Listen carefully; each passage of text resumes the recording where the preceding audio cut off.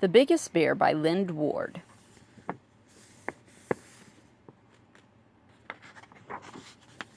Johnny Orchard lived on the farm farthest up the valley and closest to the woods. On the hill behind the barn, Johnny's grandfather had planted a few apple trees. These were the only apple trees in the valley, and they were known as Orchard's Orchard. Whenever Johnny went down the road to the store for a piece of maple sugars or something, he always felt humiliated. The other barns in the valley usually had a bear skin nailed up to dry, but never Johnny's barn. Every fall for 3 years, Mr. McLean had come in with a bear.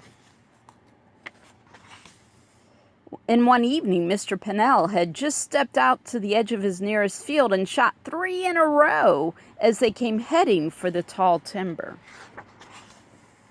It is true that Johnny's grandfather had met a bear once when he was on the way back from picking apples, but he had gone in one direction while the bear had gone in another.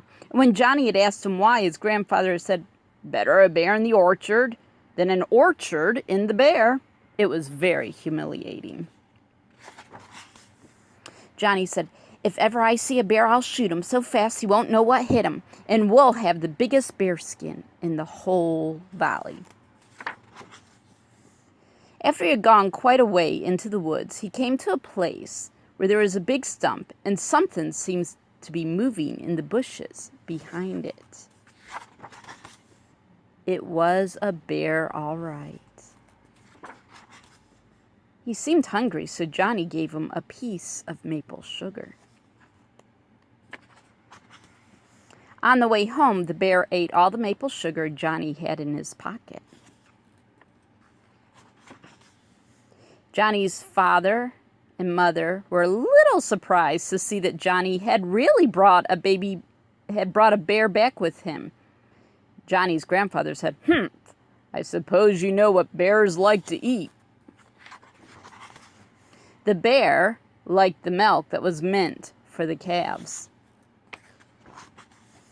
He liked the mash meant for the chickens.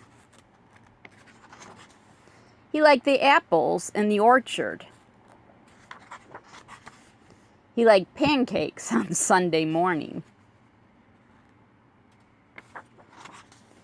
And most especially, he liked the maple sugar Johnny brought him from the store.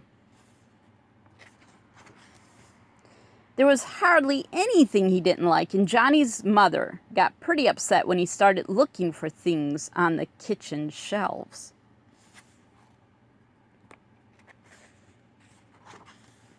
In the fall, Mr. McCarroll got pretty upset when the bear spent a night in his cornfield. Oh my. In the winter, he had a wonderful time with the bacons and hams in the Pennell's smokehouse.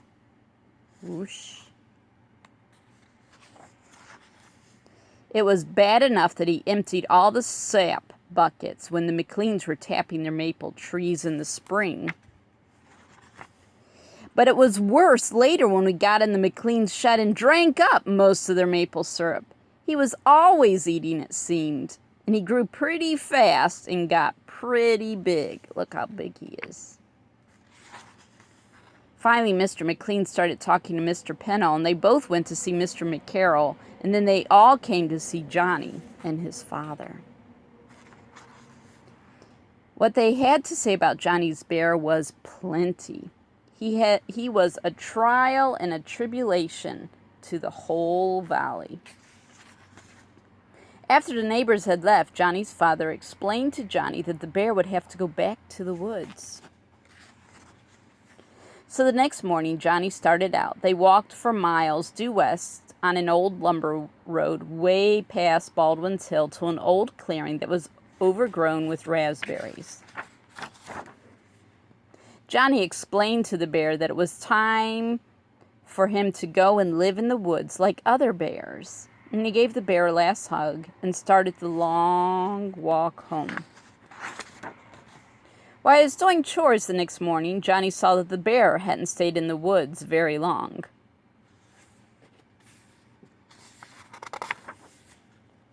So Johnny started out again, due east this time to the blueberry bluff, way past Watson's Hill, and when Johnny left him, the bear was eating blueberries very happily. But 2 days later, he was back again.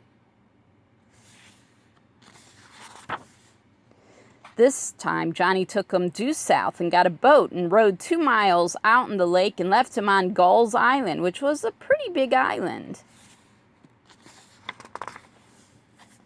But the next morning, there he was, not even very wet.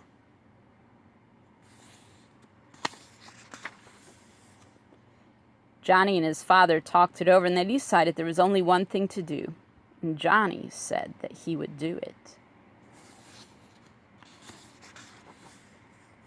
They didn't really have very far to go, but Johnny somehow kept on walking. They went north this time. There was no roads here, and it was a part of the woods where Johnny had never been before. At last they stopped, and Johnny seemed to have a hard time getting a bullet in the gun. While I was working with it, the bear seemed to get a whiff of something. Without warning, he took off through the woods, and Johnny went with him.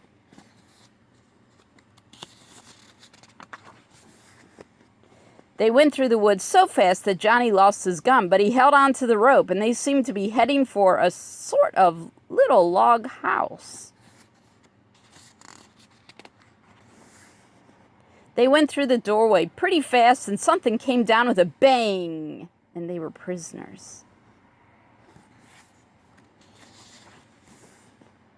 When Johnny looked around, he saw the bear was happily chewing on a big lump of maple sugar that had been put in the trap for bait.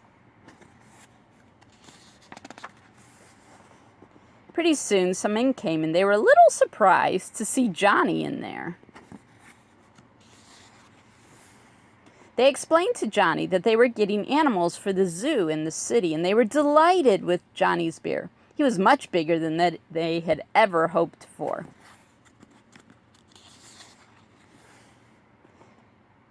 He will have a fine place to live and all he wants to eat, the men told Johnny, and you can come and see him whenever you want to. And I'll always bring him maple sugar, said Johnny.